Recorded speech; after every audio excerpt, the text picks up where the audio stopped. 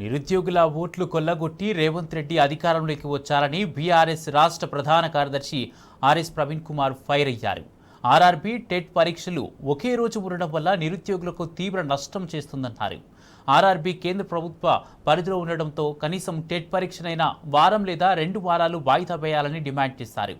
రాష్ట్రంలోని 8 మంది బీజేపీ ఎంపీలు కేవలం ఉత్సవ విగ్రహాలేనన్నారు.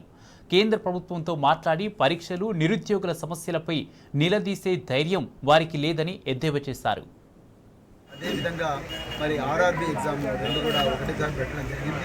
అనే చెప్తున్నాం, మేము కాంగ్రెస్ పార్టీ అంటేనే నిరుద్యోగ వ్యతిరేక పార్టీ, నిరుద్యోగుల ఓట్లతోని గద్దెనెక్కిన పార్టీ.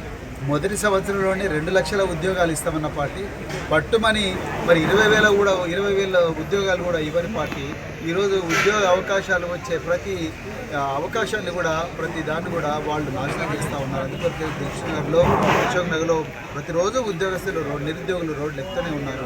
మరి ఈ పరిస్థితి లోపల మళ్ళీ వచ్చే 17వ తారీఖు నాడు టెట్ అదేవిధంగా ఆర్ఆర్బీ రెండు ఒకటేసారి వస్తున్నాయి. దయచేసి నేను స్కూల్ ఎడ్యుకేషన్ డైరెక్టర్ గారికి నేను రిక్వెస్ట్ చేస్తున్నా, మళ్ళీ ఇంకొక ఆదివారం ఇది నిర్వహించండి. ఎందుకంటే ఆర్ఆర్బీ మన కంట్రోల్లో లేదు. కేంద్రంలో ఉండే బీజేపీకి తెలంగాణ ప్రజల ఆకాంక్షల మీద ఏమాత్రం సోయి లేదు. ఇక్కడ ఉన్న 8 మంది బీజేపీ ఎంపీలు ఉత్సవ విగ్రహాలు మాత్రమే. వాళ్ళు కేవలం